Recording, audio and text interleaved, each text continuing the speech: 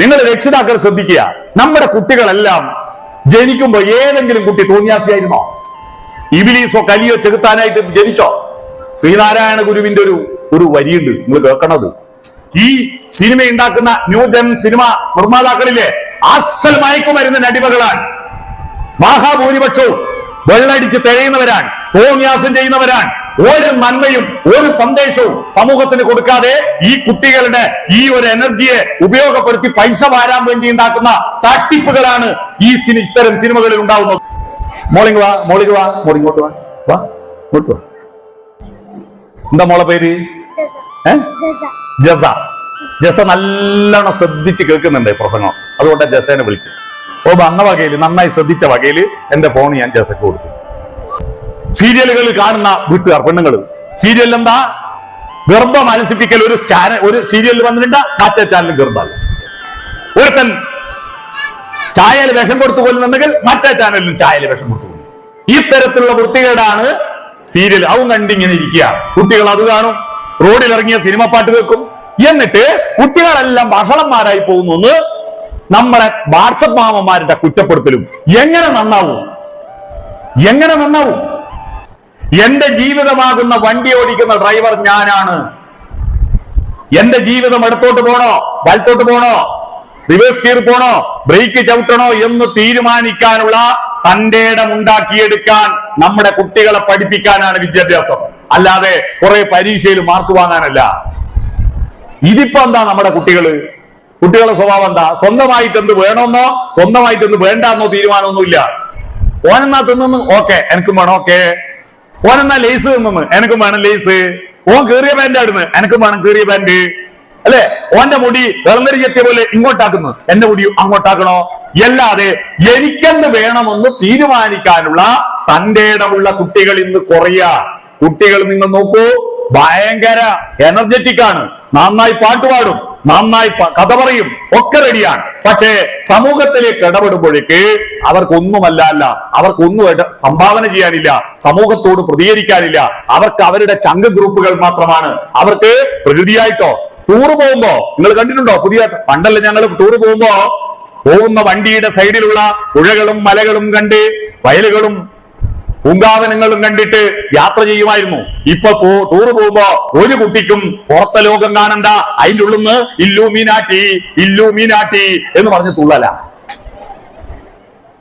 ഇത് തുള്ളുകയെന്നല്ലാതെ എന്താ ഇല്ലൂമിനാട്ടി എന്ന് പറഞ്ഞാൽ അറിയാവോ? ഇല്ലൂമിനാട്ടി എന്താന്ന് പറഞ്ഞാൽ 500 രൂപ ഇപ്പൊ ഞാൻ തരും. എന്താ ഇല്ലൂമിനാട്ടി? പാട്ടുമാരി തുള്ളലില്ലേ? ഇവിടെ വന്ന് പറയണം ഇല്ലൂമിനാട്ടി എന്താ. ഇവിടെ വന്ന് പറയണം. പാട്ടല്ല, ഇല്ലുമിനാട്ടി എന്ന് പറഞ്ഞ വാക്കിന്റെ അർത്ഥം അറിയാവോ? ഇല്ല. കുട്ടികൾ പാടുന്നതിന്റെ എന്തിനാണ് അർത്ഥം എന്ന് അച്ഛനും അമ്മയും ചോദിച്ചിട്ടുണ്ടോ ഇതുവരെ? ആ പാട്ട് കേട്ടപ്പോ കുട്ടികളുടെ പ്രതികരണം കണ്ടോ? അതിന്റെ അടുത്ത വരി ശ്രദ്ധിച്ചോ നിങ്ങള്? ഒരു ഇബിലീസും ഒരു കലിയും ഒരു ചെകുത്താനും ഒരു രാക്ഷസനും ചെയ്യാത്തൊരു കാര്യം ഞങ്ങൾ ചെയ്യുമെന്നാണ് കുട്ടികൾ പാടുന്നത്. എന്താ? കട്ട ചോര കൊണ്ട് ജ്യൂസ് അടിച്ച് സോഡാ സർബത്ത്. ചേട്ടാ, ഒരു രാക്ഷസനും കുടിച്ചിട്ടുണ്ടാവോ കട്ട ചോര കൊണ്ട് ജ്യൂസ് അടിക്കാനില്ല? ചോര കൊണ്ട് ജ്യൂസ് അടിക്കോ? ഇല്ല. ചോര കൊണ്ട് ജ്യൂസ് അടിക്കുക സോഡാ സർബത്ത്. പിന്നെ പേന കത്തി കൊണ്ട് വിദ്യാരംഭം കുറിച്ചവന് പഠിച്ചവന് 10ൽ 10 മാർക്ക്. എന്താ പേന കത്തി കൊണ്ട് വിദ്യാരംഭം കുറിച്ച് കത്തി എടുത്തിട്ട് വേറെ ആളെ പള്ളക്ക് കയറ്റിന്ന്, അല്ലേ? ഇതാ കുട്ടികളെ പാടുന്നേ. എന്ത് തോന്നിയാസാണത്? അത് കേട്ടിട്ട് കൂടെ തുള്ളാൻ കുറെ ഒജ്ഞാനന്മാര്, അമ്മമാരും അച്ഛന്മാരും. ഇത് കേട്ടിട്ട് എന്താ അതിന്റെ അർത്ഥം ചിന്തിച്ചിട്ടില്ല. ആവേശ സിനിമയിൽ അടുത്ത വരി കേട്ടിട്ടുണ്ടോ? എന്താ? മാതാപിതാക്കളെ മാപ്പ്, ഇനി അങ്ങോട്ട് തന്നിഷ്ട കൂട്ട്, ഉന്നം മറന്നൊരു പോക്ക്, ഗുണപാഠങ്ങളോ മതിയാക്ക്, ഇതെൻ പാത എൻ അധികാരം, വഴിതെറ്റാനും ഉണ്ട് അവകാശം, തനി നിറമെടുത്തണിയണ നെഞ്ച്, കാട്ടുതോന്യാസം. ഈ പാട്ട് എന്താ ഇതിന്റെ അർത്ഥം എന്ന് ആരും ചിന്തിച്ചിട്ടില്ല. ആരോ പാടുന്നു, ആരോ പടച്ചു വിടുന്നു.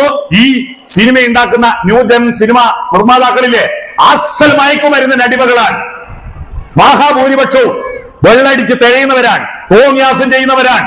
ഒരു നന്മയും ഒരു സന്ദേശവും സമൂഹത്തിന് കൊടുക്കാതെ ഈ കുട്ടികളുടെ ഈ ഒരു എനർജിയെ ഉപയോഗപ്പെടുത്തി പൈസ വാരാൻ വേണ്ടി ഉണ്ടാക്കുന്ന തട്ടിപ്പുകളാണ് ഇത്തരം സിനിമകളിൽ ഉണ്ടാവുന്നത്. ആ സിനിമകൾ കണ്ടിട്ട് നമ്മുടെ കുട്ടികൾ തുള്ളുന്നോ, നമ്മുടെ കുട്ടികൾ ആടുന്നോ പാടുന്നോ, നന്മയുടെ ഒരു സന്ദേശവും കൊടുക്കുന്നില്ല. അതാ വീട്ടിൽ അവരെ കുറ്റം പറയാൻ പറ്റുമോ? അവരെ കുറ്റം പറയാൻ പറ്റില്ല. വീട്ടിലെത്തിയാലോ കുട്ടികൾ എന്താ കാണുന്നത്? കുട്ടികൾ കാണുന്നത്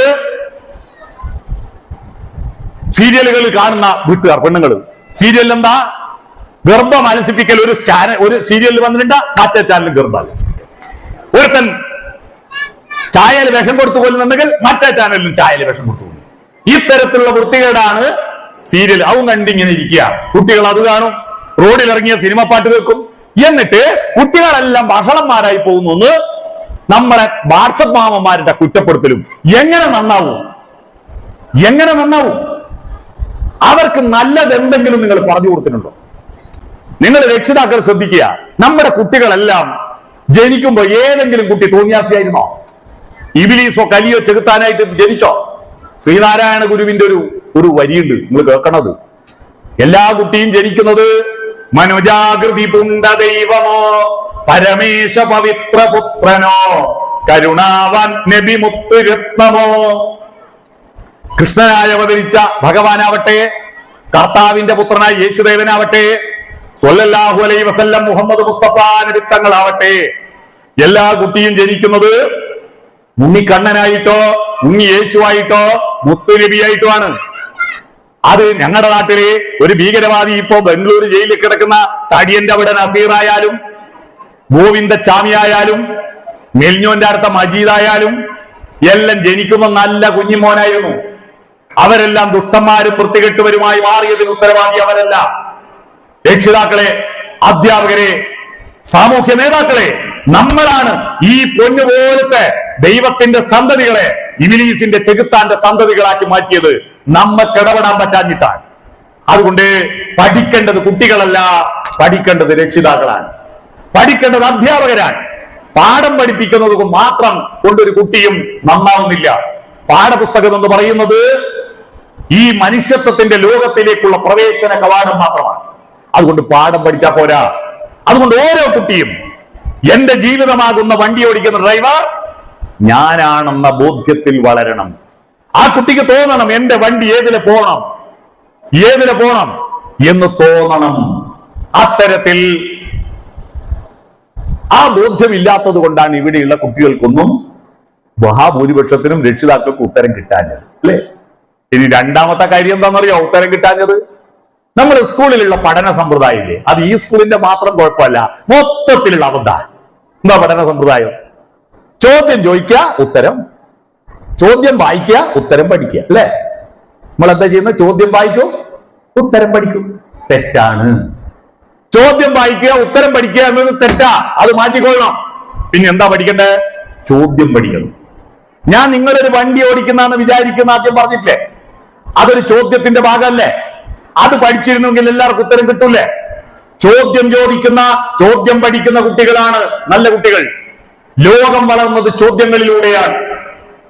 ചോദ്യമില്ലാതെ ഉത്തരമുണ്ടാവില്ല. ചോദ്യം ഒരു വരനാൻ, ഉത്തരം വധുവാൻ. ഒരു വധുവിനെ വിവാഹം കഴിച്ച് വീട്ടിലേക്ക് കൊണ്ടുവരുന്നത് പോലെയാണ് ചോദ്യമാകുന്ന വരൻ പോയിട്ട് ഉത്തരത്തെ കൂട്ടിക്കൊണ്ടുവരണം. ചോദ്യമാണ് പ്രധാനം. ചോദ്യം ചോദിക്കുന്ന, ചോദ്യം പഠിക്കുന്ന കുട്ടികൾ ഉണ്ടാവണം. ഞാൻ അടുത്തൊരു ചോദ്യം ചോദിക്കട്ടെ. ഉള്ളവരില്ലാത്തവരോടാണോ ചോദിക്കേണ്ടത്? ഇല്ലാത്തവരുള്ളവരോടാണോ ചോദിക്കേണ്ടത്? ഇല്ലാത്തവർ ഉള്ളവരോടല്ലേ ചോദിക്കണ്ടേ, അല്ലേ? അറിവുള്ളത് മാഷിട്ടാണോ കുട്ടിയൊക്കാണോ? കുട്ടിയൊക്കാ? അറിവുള്ളവർക്കാ മാഷക്ക്, ഇല്ലാത്തതോ കുട്ടിയൊക്കെ. അപ്പോ ഇല്ലാത്തവരുള്ളവരോടല്ലേ ചോദിക്കണ്ടേ? അപ്പൊ ചോദ്യം ചോദിക്കേണ്ട ആരാ? ചോദ്യം ചോദിക്കേണ്ട ആരാ? കുട്ടികള്. ഉത്തരം പറയേണ്ട ആരാ? മാഷ്. പക്ഷെ ഇപ്പാരാ ചോദ്യം ചോദിക്കല്? ഉത്തരം പറയേണ്ട ആരാ? ഉത്തരം അറിയുമ്പോൾ പിന്നെ നിങ്ങൾ സ്കൂൾ വരുവാ? പിന്നെ ഏത് ഉത്തരം മാഷ് ചോദിക്കുന്നത്? മോളിങ് വാ, മോളിങ് വാ, മോളിങ്ങോട്ട് വാ, വാ ഇങ്ങോട്ട് വാ.